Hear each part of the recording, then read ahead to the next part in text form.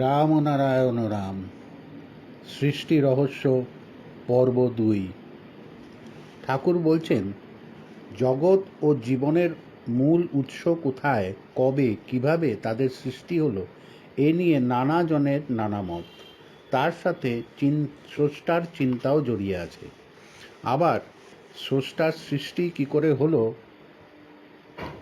সে প্রশ্ন ওঠে। প্রশ্ন তাই থেকেই যাচ্ছে। সাধারণ দৃষ্টিতে যে জীবজগৎ আমরা দেখতে পাচ্ছি তাকে ধারাবাহিক বিশ্লেষণ করলে এটাই ধরে নেওয়া যায় যে বীজাকারেই হোক আর যেভাবেই হোক, সৃষ্টির সাথে সাথেই জীবনের আবির্ভাব। নানা রকম প্রাকৃতিক বিপর্যয়ের ফলে পৃথিবীর বুকে যেসব পরিবর্তন হয়ে যাচ্ছে তা থেকেই অনুমান করা যায় যে সূর্যের ভেতরকার আগ্নেয় তরল পদার্থে যে ঝড় সর্বদা চলছে তার ফলেই এই জীবজগতের সৃষ্টি। ডিমের তরল পদার্থের ভেতরেই তো জীবন ওতপ্রোতভাবে যুক্ত হয়ে আছে। বিভিন্ন অবস্থার ভেতর দিয়ে ক্রমশ বিভিন্ন রূপ নিতে নিতে প্রাণ সমেত একটি রূপ বেরিয়ে আসে। তেমনি সূর্যের গলিত ধাতু পদার্থে একদিন যে ঝড় উঠেছিল এবং যা এখনও চলছে তার ভেতরই প্রাণ ওতপ্রোতভাবে যুক্ত ছিল। বিভিন্ন বস্তুর সংমিশ্রণে ক্রমবিকাশের ধারায় বিভিন্ন রূপ পেতে পেতে তা আজকের জীবজগতের আকার পেয়েছে। খালি চোখে যেমন ডিমের ভেতর প্রাণের সাড়া পাওয়া যায় না, তেমনি আপাত দৃষ্টিতে সূর্যের গলিত ধাতু পদার্থে প্রাণের সন্ধান পাওয়া না গেলেও বীজ স্বরূপ প্রাণের সূত্রপাত সেখানেই।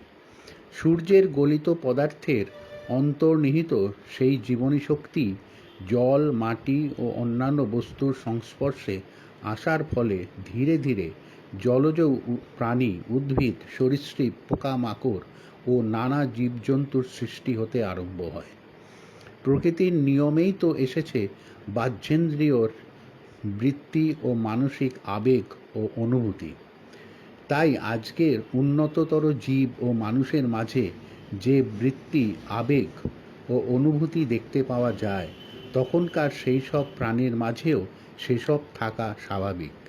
তাদের মাঝেও ছিল সৃষ্টির ক্ষমতা ও রক্ষণাবেক্ষণের প্রচেষ্টা। তাদের মাঝেও আজকের দিনের সব কিছুই ছিল, তবে প্রকাশভঙ্গিটা ছিল অন্য রকমের। সূর্যের স্ফুরণেই পৃথিবীর সৃষ্টি। জীবজগতের সবাই এসেছে সূর্য থেকে। সূর্য বা তেজ হতেই সবার সৃষ্টি হয়েছে প্রাকৃতিক নিয়মে। সেই তেজেই সবই আবার মিশে যাবার পদ্ধতিতে মিশে যাচ্ছে। এভাবেই সৃষ্টিটা চলে আসছে আবহমান কাল হতে। তেজ কণিকার সৃষ্টি নিয়েই যেমন বিরাট সূর্য জ্বলজ্বল করে জ্বলছে, তেমনি তেজ কণিকার সমষ্টি নিয়েই বাস্তব জগতের প্রতিটি জীব। বিভিন্ন বাহ্যেন্দ্রিয়ের ভেতর দিয়ে আমাদের ভেতরকার তেজ কণিকাগুলো জ্বলছে বলেই তো আমরা দেখছি, শুনছি, চলাফেরা করছি। জীবজগতের সবাই সূর্যের সন্তান, তেজের সন্তান। সূর্যের সাথে সবাই যে একই যুক্ততায় যুক্ত রয়েছে এটা ভালো করে বুঝতে হবে। যে তেজ সূর্যে রয়েছে দেদীপ্যমান, সেই তেজই পূর্ণ মাত্রায় বীজাকারে প্রতিষ্ঠিত রয়েছে জীবজগতের সবার মাঝে। তেজ কণিকাগুলো বীজাকারে এখন জীবের মাঝে সুপ্ত রয়েছে বলেই জীব তা জানতে ও বুঝতে পারছে না। বুঝতে না পারলেও তেজের যে বিরাট শক্তি সেটা তো রয়েছে ঠিকই। বটবৃক্ষের বীজ দেখে কি বোঝা যায় সেখানেই রয়েছে বিরাট বটবৃক্ষ? বীজ অঙ্কুরিত হলে তবেই ধীরে ধীরে স্বাভাবিক রীতিনীতিতে গাছের শক্তি তার মাঝে প্রকাশ পায়।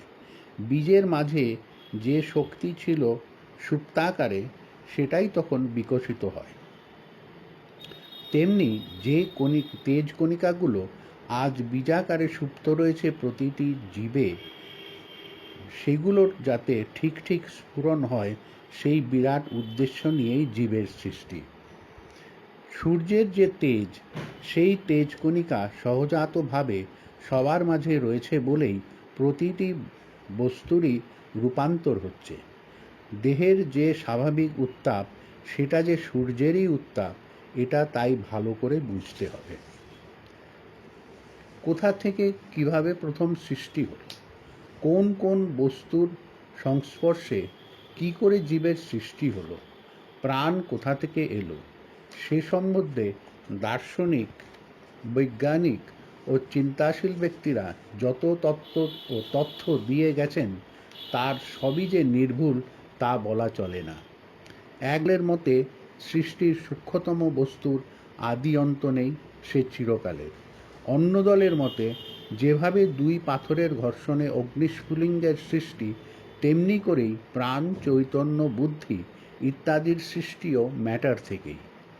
জীবন তাই এখানেই শেষ, এরপর আর কিছু নেই, কারণ মৃত্যুর পর কি আছে, আত্মা কোথায় আছে, কি করছে, কিছুই বোঝা যাচ্ছে না। তাদের অস্তিত্বের প্রমাণও পাওয়া যাচ্ছে না। কিন্তু যে বস্তু দিয়ে দেহ ও মন গড়া, সেই আলো, জল, বাতাস তো শূন্য মার্গেরই বস্তু। এরাই যখন দেহ, মন ও চৈতন্যকে সৃষ্টি করছে, রক্ষা করছে, তখন এরা আরও বেশি চৈতন্যময় কিনা তাই বা কে জানে। দেহ যেমন বিভিন্ন বস্তুর মিলিত সুর, মহাকাশেও তো তেমনি বিভিন্ন বস্তু মিলিত হয়েই আছে। তাই মহাশূন্য যে মহাচৈতন্যে ভরপুর, সে কথা যেমন প্রত্যক্ষ প্রমাণে প্রমাণিত হচ্ছে না, তেমনি অপ্রমাণিত করা যাচ্ছে না। প্রশ্ন তাই থেকেই যাচ্ছে। সৃষ্ট বস্তুগুলো বিশ্লেষণ করলে, বিশ্বজগতের অদ্ভুত শিল্পের খেলা দেখলে স্বভাবতই মনে হয় একটা অতি সচেতন কিছু ভেতরে ভেতরে কাজ না করলে কি করে এমন নিখুঁতভাবে সব হচ্ছে। কিন্তু খুঁজতে গেলে আলাদা স্রষ্টা বলে কাউকে খুঁজেও পাওয়া যাচ্ছে না। যুক্তি ও বুদ্ধি দিয়ে বিচার করলে আপাত দৃষ্টিতে মনে হয় ক্ষিতি অফ তেজ মরুদ বোম এবং আরও সূক্ষ্ম সূক্ষ্ম বস্তুর সহযোগিতা ও সমন্বয়ে আপনি প্রকৃতি হতে সব কিছু সৃষ্টি হয়ে যাচ্ছে।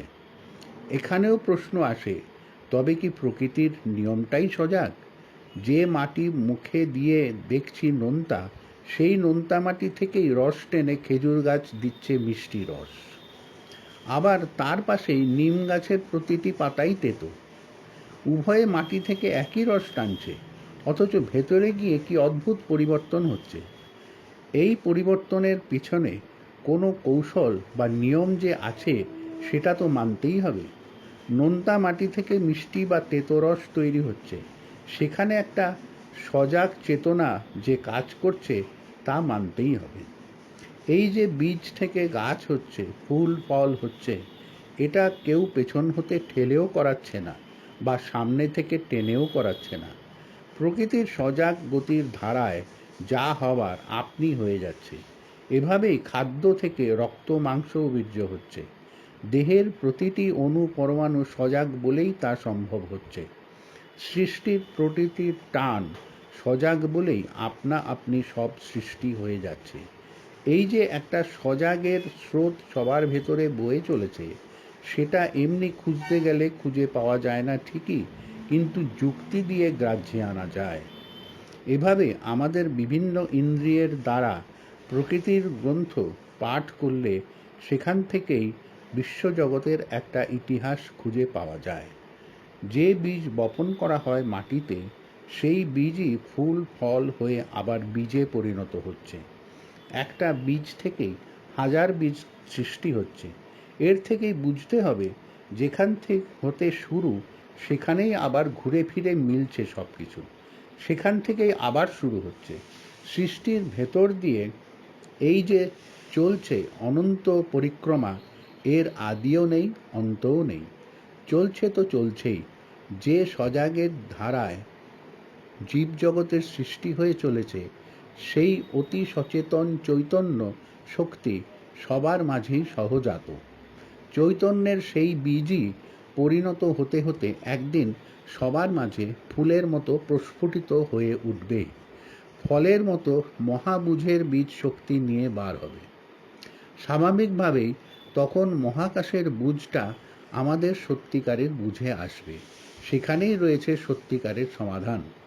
সৃষ্ট বস্তুগুলোই প্রকাশ করছে মহাকাশের সজাগতা, তার চৈতন্য, তার সঠিকতা। এই প্রকাশ ভঙ্গিমার সূত্র ধরেই জানা যাবে এর আগে সৃষ্টি কী রূপে ছিল, পরেই বা কী রূপ হতে পারে। জানাবার জন্যই জীবজগতের সৃষ্টি। সৃষ্টির মাধ্যমেই প্রকৃতি জানিয়ে দিয়ে যাচ্ছে আমরা কোথায় আছি, এর আগে কোথায় ছিলাম, পরেই বা কোথায় যাব। সকল প্রশ্নেরই তখন মীমাংসা হয়ে যাবে। বাস্তব দৃষ্টান্ত দেখে মনে হয় সূর্যের মতো পৃথিবীও অগ্নিকুণ্ড ছিল। তার থেকেই ধোঁয়া, বাষ্প, মেঘ ও বৃষ্টির সৃষ্টি। বৃষ্টির জলের ধারায় পৃথিবী ডুবে যাওয়ার ফলে পৃথিবীর বাইরের দিকটা ঠান্ডা হয়ে ধীরে ধীরে জমাট বাঁধে। ভেতরের আগুনে জল পড়ে সৃষ্টি হয় কম্পন। তা থেকেই ভূমিকম্প এবং তার ফলেই পাহাড়, পর্বত ও সাগরের সৃষ্টি। এভাবেই একটার পর একটা সৃষ্টি হয়ে চলেছে। সৃষ্ট বস্তুগুলো পুঙ্খানুপুঙ্খভাবে পর্যবেক্ষণ করলে বেশ উপলব্ধি করা যায় একটা সুশৃঙ্খল নিয়মের ধারার মাধ্যমেই বস্তুগুলো পরস্পর সুসজ্জিত হয়ে আসছে।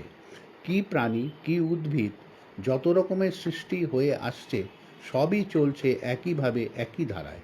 কিন্তু কিভাবে, কী উদ্দেশ্যে, কোন নিয়মে সৃষ্টির কাজ চালিত হচ্ছে সেদিকটাই তো ফাঁকাই থেকে যাচ্ছে।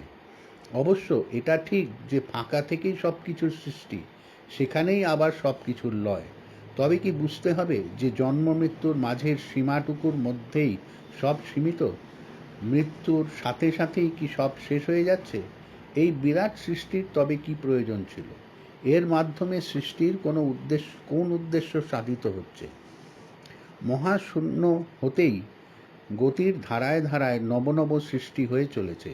প্রতিটি বস্তুর কার্যকলাপ সেই গতিপথেরই এক একটি পদক্ষেপ। এর শেষ কোথায়, কোথায় এর গন্তব্যস্থল?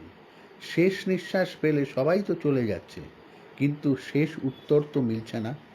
এই যে মৃত্যু পর্যন্ত সবাই প্রকৃতির আলো, জল, বাতাস থেকে অতিথির মতো সেবা পেয়ে যাচ্ছে, এর জন্যেই কি এই বিরাট সৃষ্টি? সৃষ্টির গতিতে স্রষ্টার আর কোনো উদ্দেশ্য নেই, এটা মন মানতে চায় না।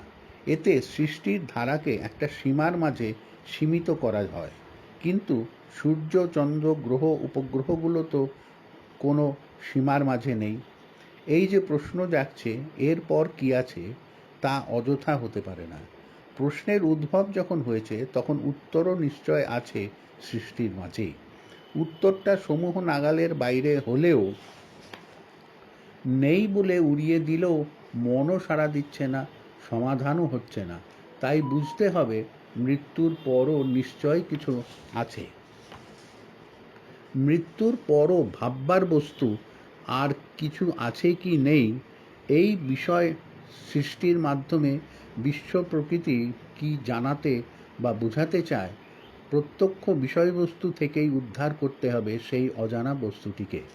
সৃষ্ট বস্তুকে নানাভাবে পর্যবেক্ষণ করলে তারা যেন মনের কোণে সাড়া জাগিয়ে যায় পরপর কিভাবে কি হতে পারে, অথচ খুঁজতে গেলে তাকে আর খুঁজে পাওয়া যায় না। বিশ্ব প্রকৃতি যেন প্রতি মুহূর্তে ইঙ্গিত দিচ্ছে, দেখো কিভাবে আমার মাঝে সব কিছু হয়ে যাচ্ছে।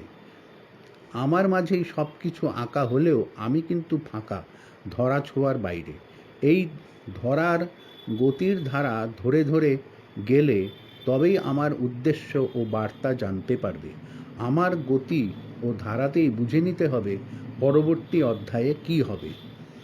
সহজাত গতির পথে সহজভাবে জানতে জানতে এগিয়ে গেলে প্রতিটি সৃষ্ট বস্তুর সুরের সাথে সুর মিলিয়ে একাত্ম হতে পারলেই শুনতে পাওয়া যাবে স্রষ্টার বার্তার বিবরণ। ধারাবাহিকভাবে সৃষ্টির ধারা অনুযায়ী এগিয়ে গেলেই জানা যাবে কি উদ্দেশ্যে কোথা হতে সৃষ্টি হচ্ছে। যার যার মনের পিনের খোঁচাতে সৃষ্টির রেকর্ড বেজে উঠবে। মহাকাশ যেন বলছে, রহস্য থেকেই আমার সৃষ্টি, রহস্যময় গতির ভেতরই আমার বিচরণ।